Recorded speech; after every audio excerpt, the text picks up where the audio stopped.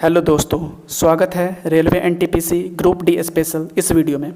यह वीडियो बहुत महत्वपूर्ण होने वाला है रेलवे एनटीपीसी ग्रुप डी के एस्पिरेंट्स के लिए, क्योंकि इस वीडियो में हम लोग सांख्यिकी पर आधारित एनटीपीसी और ग्रुप डी में लगभग जो 3 से 4 सवाल पूछे जाते हैं उस पर चर्चा करेंगे। तो चलिए शुरू करते हैं। कॉन्सेप्ट के साथ शुरू करेंगे। जो भी सवाल स्टैटिस्टिक्स पर आधारित जो भी सवाल रेलवे में पूछे जाते हैं उसे हम लोग एलिमेंट्री स्टैटिस्टिक्स के अंतर्गत रखते हैं।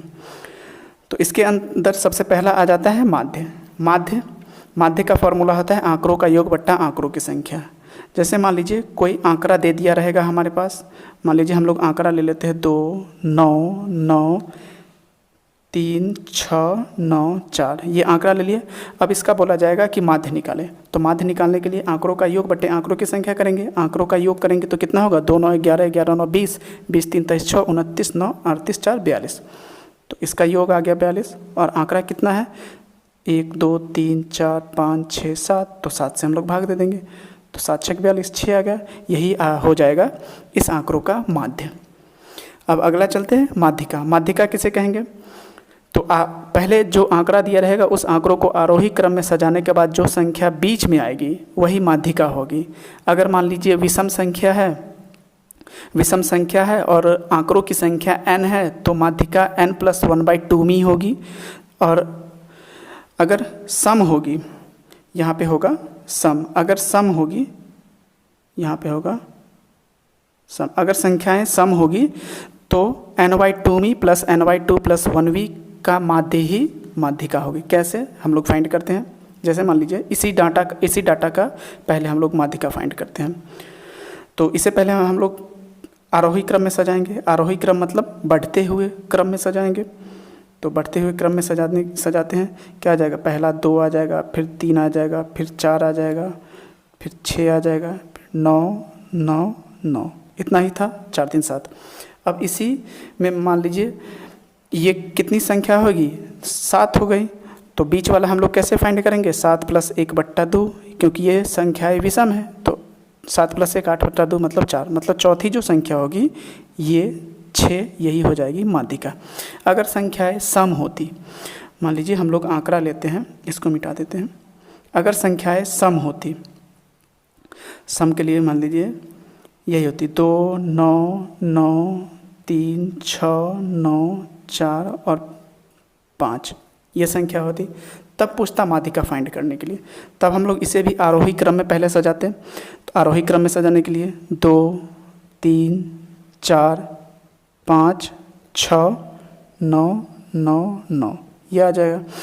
अब ये संख्याएं सम हो गई तो यहाँ पे है n/2 में प्लस n/2 + 1b। अब देखिए आंकड़ा संख्याएं कितनी है, 8 हो गई, संख्याएं 8 हो गई। तो 8/2 मतलब चौथी संख्या, 8/2 मतलब चौथी संख्या, फिर 8/2 2 + 1 मतलब 4 + 1 पाँचवीं संख्या। इस दोनों संख्या का औसत जो होगा वही कहलाएगी माध्यिका। तो चौथी संख्या क्या है 5 और पाँचवीं संख्या 6, ये दोनों संख्या, इसी दोनों संख्या का हम लोग औसत फाइंड कर लेंगे। तो औसत फाइंड कर लेते हैं, वही हो जाएगी माध्यिका। तो 5 6 11, 11/2, 2 ही संख्या का हम लोग फाइंड किए तो 2 से भाग देंगे, तो 5.5, तो यही क्या हो जाएगी, माध्यिका हो जाएगी। अगर संख्याएं आंकड़ा सम होगी तब। ठीक, ये समझ में आ गया होगा। अब हम लोग आगे चलते हैं। तो अगला है बहुलक किसे बोलेंगे, तो ऐसी संख्या है जो दी गई आंकड़ों के समूह में सबसे ज़्यादा दोहराई गई हो उसे ही बहुलक कहते हैं। जैसे यही आंकड़ा था 2 9 3 3 2 9 9 3 6 9 4, इसमें सबसे ज़्यादा बार दोहराई जाने वाली संख्या कौन सी है, तो 9 है।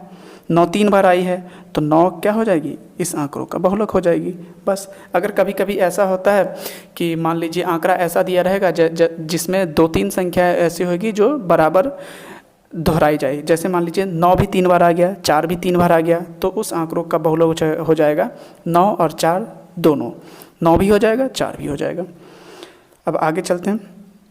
तो आगे है परिसर किसे बोलेंगे, तो आंकड़ों में दिया गया संख्या जो सबसे हाईएस्ट संख्या होगा और जो सबसे लोएस्ट संख्या मतलब सबसे अधिकतम मान और सबसे न्यूनतम मान, उसी दोनों का अंतर जो होता है वही होती है परिसर। तो सबसे इसी आंकड़ा, जैसे यही आंकड़ा हम लोग लिए थे 2 9 9 3 6 9 4, इसमें सबसे बड़ी संख्या देखें तो सबसे बड़ी संख्या 9 हो जाएगी और सबसे छोटी संख्या देखें तो 2 हो जाएगी। तो परिसर हमारा क्या हो जाएगा? परिसर हो जाएगा 9 - 2 = 7, यही परिसर हो जाएगा। अगला आता है मीन डेविएशन, माध्य विचलन। पहले विचलन क्या होता है वो समझते हैं। जैसे विचलन को हम लोग डिफाइन करें तो बोल सकते हैं कि जैसे हम लोग महीना में डेली के खर्च का फिक्स वैल्यू ले लेते हैं। मान लीजिए हम लोग 50 रुपया डेली का फिक्स वैल्यू ले लेते हैं कि आज 50 रुपया डेली 50 रुपया खर्च करना है। और किसी दिन ऐसा हुआ कि किसी दिन हम लोग 80 रुपया खर्चा कर दिए और किसी दिन ऐसा हुआ कि हम लोग 40 रुपया ही खर्च किए। तो 80 और 50 का जो अंतर आया वही डेविएशन कहलाता है, और 50 और 40 का जो अंतर आया वही डेविएशन कहलाता है। मतलब इतना हम लोग भटक गए, ज़्यादा खर्चा कर दिए, विचलित हो गए, उसी को विचलन कहते हैं।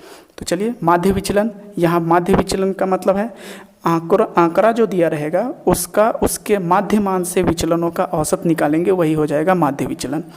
जैसे यही डाटा ले लेते हैं ऊपर वाला 2 9 9 3 6 9 4, फिर से 2 9 9 3 6 9 4 ले लेते हैं, उसी का माध्य विचलन निकालेंगे। तो माध्य विचलन निकालने के लिए पहले हमें माध्य निकालना पड़ेगा, क्योंकि माध्य मान से विचलन का ही औसत फाइंड करना है। तो माध्य तो हम लोग निकाल लिए थे, माध्य को लिख लेते हैं। माध्य कितना आया था? माध्य आया था 6 आया था। फिर आंकड़ों का अब इससे विचलन, मतलब इससे अंतर। जैसे आंकड़ा था हमारे पास, लिख ही लेते 2 9 9 3 6 9 4। आंकड़ा था हमारे पास 2 9 9 3 6 9 4, ये आंकड़ा था। इसका माध्य आ गया था 6 माध्य आ गया था। अब हम इससे अंतर देखेंगे, प्रत्येक आंकड़ों का अंतर देखेंगे 6 से। तो 6 और 2 का अंतर कितना आ जाएगा? 4 आ जाएगा। फिर 6 और 9 का अंतर कितना आ जाएगा? 3 आ जाएगा। फिर 6 और 9 का अंतर 3 आ जाएगा। फिर 6 और 3 का अंतर 3 आ जाएगा। 6 और 6 का अंतर 0 लिखना ही है, क्योंकि ये एक आंकड़ा है। भले ही जुटेगा नहीं, जुटने के बाद इसका वैल्यू 9 के बराबर होगा, लेकिन लिखना है। फिर 6 और 9 का अंतर 3 हो जाएगा। 6 और 4 का अंतर 2 हो जाएगा। अब इसी का हम लोग औसत निकाल देंगे तो ये क्या हो जाएगा? माध्य विचलन हो जाएगा। तो इसी का औसत निकालेंगे तो कितना आ जाएगा? पहले जोड़ देंगे, 4 3 7 3 10, 3 13, 3 16 2 18, 18 आ गया। और आंकड़ा कितना था? 0 को भी हम लोग ऐड करेंगे तो 1 2 3 4 5 6 7, तो 18/7 ही क्या हो गया? माध्य विचलन हो गया। कभी कभी क्वेश्चन में दे दिया रहता है कि माध्य विचलन निकाले माध्यिका के सापेक्ष में, माध्यिका के सापेक्ष में माध्य विचलन निकालने के लिए पूछा जाएगा। तब फिर जैसे यहाँ हम लोग माध्य से अंतर लिए हैं, 6 और 2 का जो अंतर लिए थे माध्य से लिए थे, तो वहाँ हम लोग माध्यिका से लेंगे। अंतर किससे लेना पड़ेगा? माध्यिका से लेना पड़ेगा। जैसे माध्यिका क्या आया था? माध्यिका इसका क्या आया था? माध्यिका भी 6 आया था। तो यहाँ तो माध्य और माध्यिका दोनों सेम ही हो गया, तो आंसर पे कोई इफेक्ट नहीं पड़ेगा। लेकिन अगर जहाँ माध्यिका अलग आएगी वहाँ उत्तर अलग हो जाएगा। बस ये बात ध्यान में रखना है। अगला देखते हैं वेरिएंस। वेरिएंस मतलब प्रसरण, विचरण या फिर प्रसार। कहीं कहीं विचरण लिख देता है, कहीं कहीं प्रसार, कहीं कहीं प्रसरण, ज़्यादातर प्रसरण लिखा रहता है। तो इसको समझते हैं ये क्या है। प्रसरण मतलब होता है जैसे माध्य और आंकड़ों के अंतर के वर्ग का जो औसत होता है वही प्रसरण होता है। माध्य और आंकड़ों, जैसे यहाँ हम लोग माध्य और आंकड़ा का अंतर का औसत निकाले थे सिर्फ, तब आया था माध्य विचलन। लेकिन यहाँ पर इसका वर्ग का औसत निकालेंगे तो वो हो जाएगा प्रसरण। तो यहाँ हम लोग निकाले ही हैं 6 - 2 4, तो इसका औसत निकालने के लिए 4, प्रसरण निकालने के लिए 4 का स्क्वायर हो जाएगा। फिर 6 - 9 3 का स्क्वायर, फिर 3 का स्क्वायर, फिर एक बार और 3 का स्क्वायर, 0 का स्क्वायर तो 0 ही होगा। फिर यहाँ पर लिख लेते हैं प्लस 3 का स्क्वायर, फिर 2 का स्क्वायर, इतना आ जाएगा। अब सब और बट्टा कितना था संख्या? 1 2 3 4 5 6 7, 7 थी। तो इसी का हम लोग फाइंड कर लेंगे कितना आ जाएगा। यहाँ से अगर हम लोग फाइंड करेंगे तो 4 चौका 16 प्लस 4 का स्क्वायर 16, तो लिख ही लेते हैं 16 plus 9 plus 9 plus 9 plus 0 plus 9 plus 4/7, ये आ जाएगा। तो कितना आ जाएगा? इस सबको जोड़ने पर 16 9 25 9 34 9 43 43 9 52 52 4 56, तो आ जाएगा 56 और बट्टा में कितना 7, तो ये हमारा आ जाएगा 8। तो माध्य प्रसरण क्या आ गया, 8 आ गया। प्रसरण कैसे निकालेंगे, तो माध्य और आंकड़ों के अंतर के वर्ग का औसत निकालना पड़ेगा प्रसरण निकालने के लिए। बस अब अगला है स्टैंडर्ड डेविएशन, मानक विचलन। मानक विचलन कैसे निकालते हैं, तो प्रसरण का वर्गमूल निकाल देंगे, वही हो जाएगा मानक विचलन। प्रसरण हमने यहाँ निकाला था, प्रसरण निकाला था 8, तो इसी का वर्गमूल निकाल देंगे, तो वही हो जाएगा हमारा मानक विचलन। तो 8 का कितना होगा, 2√2 वर्गमूल, बस यही। तो मानक विचलन निकालने के लिए प्रसरण का वर्गमूल निकाल देंगे। अब लास्ट है विचरण गुणांक। विचरण गुणांक मतलब coefficient of variation. Coefficient of variation कैसे निकालेंगे, तो मानक विचलन बट्टा माध्य, मानक विचलन बट्टा माध्य। अगर कहीं पे क्वेश्चन में ऐसा आता है कि मानक विचलन दे दिया रहता है, माध्य भी दे दिया रहता है, और बोलेगा आपको कोफिशिएंट वेरिएशन मतलब विचरण गुणांक फाइंड करने के लिए, पता लगाने के लिए, तो वहाँ से हम लोग आसानी से पता लगा सकते हैं इससे फॉर्मूला से। तो इसी डाटा का जैसे हम लोग लेते हैं विचरण गुणांक, तो माध्य कितना आ गया था, माध्य 6 आ गया था हमारा, और मानक विचलन आया था 2√2, तो इसका आंसर क्या हो जाएगा 2 मानक विचलन 2√2 आया था और माध्य आया था 6, तो 2 3 6 कट जाएगा, तो आंसर आ जाएगा √2 बट्टा √2 बट्टा 3, तो यही हो जाएगा हमारा विचरण गुणांक। बस इतना ही टाइप है जिस पे क्वेश्चन पूछे जाते हैं। ये माध्य पे क्वेश्चन आएगा, माध्यिका पे क्वेश्चन आएगा, बहुलक पे, परिसर पे, माध्य विचलन, प्रसरण, मानक विचलन और विचरण गुणांक, बस इतना पे। अब हम लोग क्वेश्चन देखते हैं, कैसे कैसे क्वेश्चन जो रेलवे एनटीपीसी में पूछे गए हैं वो क्वेश्चन देखते हैं। पहला क्वेश्चन है 10 11 12 9 8 का मानक विचलन ज्ञात कीजिए। अब यहाँ पे बोल रहा है मानक विचलन ज्ञात करने के लिए, तो मानक विचलन ज्ञात करने के लिए हम लोगों को क्या पहले फाइंड करना पड़ेगा, प्रसरण फाइंड करना पड़ेगा, क्योंकि मानक विचलन क्या होता है अंडर रूट प्रसरण। तो प्रसरण फाइंड करेंगे। प्रसरण फाइंड करने के लिए पहले माध्य फाइंड करना पड़ेगा, माध्य पता लगाना पड़ेगा। तो माध्य अगर हम लोग इसका लिखें, माध्य निकालेंगे तो आंकड़ों का योग बट्टा आंकड़ों की संख्या 10 + 11 21 21 12 33 33 9 42 42 8 50 50 और टोटल आंकड़ा कितना है 1 2 3 4 5 है, तो लिख लेंगे 50 बट्टा 5 10। हमारा माध्य क्या आ गया 10 आ गया। अब प्रसरण निकालेंगे, तो निकाल देते हैं। प्रसरण यहाँ से निकालेंगे, प्रसरण को लिख लेते हैं वेरिएंस v, कितना हो जाएगा 10 - 10 0 का स्क्वायर, 10 और 11 का अंतर 1 का स्क्वायर, 12 और 10 का अंतर 2 उसका स्क्वायर, 9 और 10 का अंतर 1, 9 और 10 का अंतर 1 का स्क्वायर, और 8 और 10 का अंतर 2 का स्क्वायर, और टोटल कितना है 5 है, तो 5 से भाग दे देंगे। कितना आ जाएगा ये 0 1 0 + 1 + 4 + 1 + 4 बट्टा 5, ये कितना आ जाएगा 4 1 5 9 1 10 बट्टा 5 बराबर 2। तो 2 क्या हो गया प्रसरण हो गया। लेकिन हमें क्या फाइंड करना है, मानक विचलन फाइंड करना है।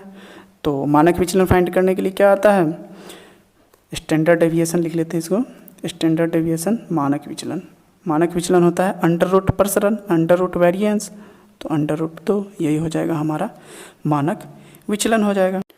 तो अगला क्वेश्चन देखते हैं। अगला क्वेश्चन है किसी वितरण का माध्य 105 है तथा मानक विचलन 70 है, तो विचरण गुणांक क्या होगा। इजी है। विचरण गुणांक करने के लिए क्या फॉर्मूला होता था, तो विचरण गुणांक के लिए होता था मानक विचलन बट्टा माध्य। तो यहाँ पे हमें क्या मानक विचलन दे ही दिया हुआ है, मानक विचलन दे दिया है 70 और माध्य दे दिया है 105, तो विचरण गुणांक क्या होगा मानक विचलन बट्टा माध्य। तो 70 बट्टा 105 काटेंगे, कटेगा, कट जाएगा। जैसे 5 14 टाइम्स में और 5 21 टाइम्स में, ये भी कटेगा। 7 2 9 14, 7 या 21, मतलब 2/3 क्या होगा विचरण गुणांक होगा। बस यही से पूछा था। कहीं कहीं पे जो आंसर दिया रहेगा वो परसेंटेज में दिया रहता है, तो परसेंटेज में फाइंड करने के लिए हम लोग 100 से गुना कर देंगे। जैसे 2/3 गुने 100 लिख लेंगे तो 200/3 हो जाएगा। 3 छक 18, 2 3 छक 18, 3 छक 18, 66.66%। तो यही हो जाएगा विचरण गुणांक। अगला क्वेश्चन देखते हैं। क्वेश्चन है निम्नलिखित वितरण का माध्यिका के सापेक्ष सापेक्ष माध्य विचलन क्या होगा। पहले माध्यिका फाइंड करना पड़ेगा, तो माध्यिका फाइंड करने के लिए क्या करना पड़ेगा, पहले इसे आरोही क्रम में सजाना पड़ेगा। तो आरोही क्रम में सजा लेते हैं। 3 4 5 7 10 और है 10, 3 बार 10, तो 3 10 ले ली। अब इसका माध्यिका क्या होगा, तो पहले हम लोग देखेंगे आंकड़ों की संख्या कितनी है। तो आंकड़ों की संख्या कितनी है, 1 2 3 4 5 6 7। विषम है तो विषम होने के लिए जो बीच वाला होगा वही होगा, मतलब 7 + 1 8, 8/2 चौथी संख्या, मतलब ये चौथी संख्या 7 हो गई। तो 7 ही क्या होगी, माध्यिका होगी। तो माध्यिका हमें पता चल गया 7। अब हमें फाइंड करना है माध्य विचलन माध्यिका के सापेक्ष। तो माध्यिका फाइंड हो गया 7। अब कैसे फाइंड करते थे, तो 7 ले लिए। अब 7 से 3 का अंतर देखेंगे कितना होगा, 4, फिर 7 से 4 का अंतर 3, 7 से 5 का अंतर 2, 7 से 7 का अंतर 0, 7 से 10 का अंतर 3, 7 से 10 का अंतर 3 और यहाँ भी 3 और बट्टा इसी का औसत हम लोग फाइंड कर देते थे। तो औसत कितना है, 7 संख्याएं हैं तो 7 से भाग दे देंगे। कितना है ये जोड़ने पे, 4 3 7 2 9 3 12 3 15 3 18, तो ये आ जाएगा 18 और नीचे में 7, तो 18/7 ही क्या होगी, इसका माध्य विचलन होगा। किसके साथ सापेक्ष, माध्यिका के सापेक्ष। तो ये क्वेश्चन भी आता है। तो यही कुछ क्वेश्चन था जो एनटीपीसी, ये सब क्वेश्चन रेलवे में पूछा गया क्वेश्चन है। ये भी क्वेश्चन, ये भी क्वेश्चन, ये भी और ये सब, ये भी जो डाटा मैंने दिया था ये भी क्वेश्चन पूछा ही गया है। तो आशा करते हैं वीडियो अच्छी लगी होगी और ये आपको हेल्प भी करेगी। तो वीडियो अच्छी लगी है तो लाइक कीजिए, शेयर कीजिए, सब्सक्राइब कीजिए। Thank you, all the best.